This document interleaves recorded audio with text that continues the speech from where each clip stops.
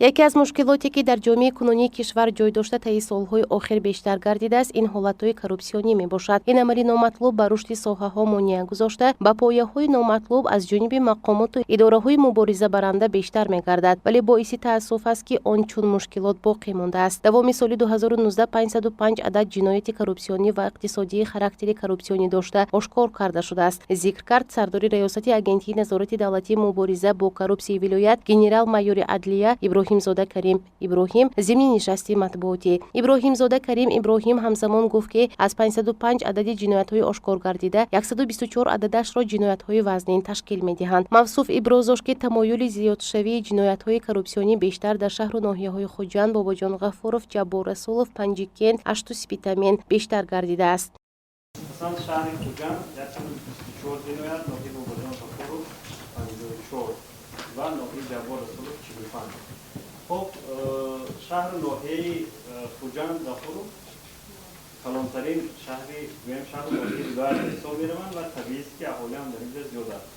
ولی یک چیز من چی می‌کنه وضوح می‌کنه تصور دادن که همین ناحیه جبار رسولov چندان ناحیه چی نیست از لحاظ شمار اهالی. لیکن ببینید که 45 جنایت کروپسیونی صادر شده است. خب این جنایت‌ها اصلا در کدام بخش بود و سبب چی است که در این ناحیه از لحاظ آمار گرفته اگر جنایت افزوده است؟ ناحیه جبار رسولov در نقشه سنجش‌های ما بود و اول سال ما در ناحیه جبار رسولov سنجش نظارت دولتی مولوی را گذراندیم. در کدام شهر ناحیه‌ای که ما سنجش‌ها می‌گذاریم 2 ساله فعالیت ما رو می‌سنجیم و در دوام همین 2 سال چی کمبودی که در آنجا راه داده شده است آشکار می‌گردد و بنابر سببی که این سال ما سنجش گذراندیم در شغل اهالی حفظ اجتماعی همین ناحیه کمبودی‌ها زیاد آشکار گردید. مسئله شهر خوجند هم در حقیقت در اینجا نسبت همه شهر و ناحیه‌ها زیاد است، لیکن در همین شهر خوجند تمام ساختارهای ولایتی جایگیر است. دیگر ساختارهایی که به واسطه با مقامات اجرایی حکومت دولتی شهر خوجند علاقه‌مندی هم ندارند در همین جا که جایگیر است. جنایت وابسته به حدودی و قید گرفته می شود و حدودی این جنایت‌های شهر خوجند می باشد. گفته شد که در دوام سال 2019 کارمندان مقامات اجرایی حاکمیت دولتی 41 جنایت، کارمندان ساحه معارف 59 جنایت، کارمندان ساحه تندرستی 23 جنایت، کمیته دولتی اداره زمین 39 جنایت، در ساحه بانک 19 جنایت، وزارت کارهای عدلیه 7 جنایت، وزارت نقلیات 6 جنایت، وزارت مهنت 39 جنایت می باشد که در بین کارمندان ساختارهای مذکور نسبتاً زیاد جنایت به قید گرفته شده است. کارمندان ریاست حکومت دولتی چیلیک جنایت کروپسیونی در بین کارمندان مقامات اجرایی حکومت دولتی نسبت 33 نفر آشکار و قید گرفته شده است. من به شما یک چند مثال افزایی را گفته می‌دهم. پرونده جنایتی آغاز کرده شد نسبت راهبر دستگاه رئیس ناحیه مسجد ایدیزاده محمد جان. داخل پرونده جنایتی دیگر نسبت راهبر دستگاه رئیس ناحیه بلاشتش یعقوب عزیز قابلیوس. مثال دیگر پرونده جنایتی نسبت مدیر بخش سرمایه‌گذاری و اداره اموال دولتی مقامات اجرایی حاکمیت دولتی شهر گلستان پولاتوف انجام از همین اپریل سال 2019 با ماده 24 بنده که کودک جنایتی نامزدگان بعد گرفتن فورا ضمن گذراندن چهارگانه تفتیش تفتیشاتی دستگیر کردند. نسبت آنها پرونده جنایتی آغاز کرده شد با تصدیق فکر اداره‌کنی مسئول اسپان کرده شد.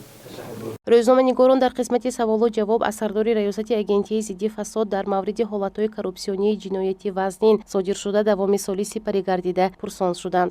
پرونده اوزادور همین پرونده است که یک بار رئیس سود شهر گلستان، سودیه شهر گلستان، سردار شعبه نظارت فعالیت تحلیل سودهای سود جمهوری تاجیکستان رجب الدین در این پرونده 3 تا کارمند سود و جاگیری جنایتی کشیده شد که این در حقیقت پرونده اوزادور در سطح جمهوری به حساب می‌رود. موضوع دیگری که مورد محاکمه قرار گرفت این دست زدن کارمندان ساحه معارف به جنایت کروپسیونی و گرفتن پاره بود. جنایتی از ساحه کارمندان معارف رشد کرده. بیشتر در کدام دانشگاه‌های عالی بودیم که کدام شهر مهمتری هستند؟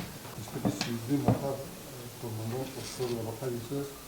اینجا هستن دیرکتور مکتب مثلا دیرکتور مکتب میانی تحصیلات عمومی نوری ظفر یکی از مکتب‌ها سوده از 20 حالتی ساختکاری اتستات اشکار شد.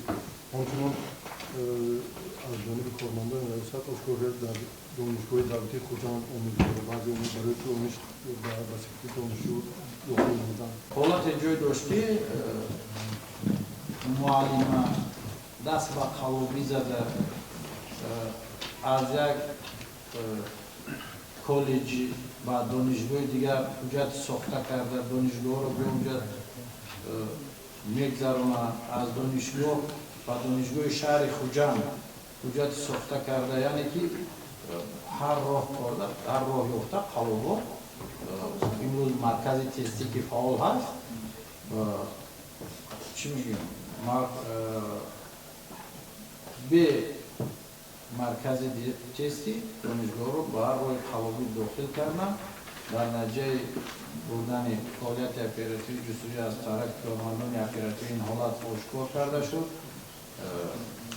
جنایتکار اگر فهمیدش خطا نکنند توی رو بود نسبت اون که از پرونده جنایتی آغاز شد و یک چند دانشجو از دانشگاه اینا بر غیرقانونی داخل شدنش خارج کرده شد. در انجام نشست مطبوعاتی سردار ریاست اگنتی نظارت دولتی مبارزه با کروپسی ولایت گنرال مایور عدلیه ابراهیمزاده کریم ابراهیم قید کرد که دوام سال جاری برای باز هم پیشگیری نمودن حالت‌های کروپسیونی و مبارزه با این پدیده نامطلوب چاره‌جویی نموده کارهای فهماندهی را باز هم زیادتر برآورد خواهند ماند. گزارش پروین احرار و نادری نسیمزاد برای برنامه اطلاعاتی پیام روز.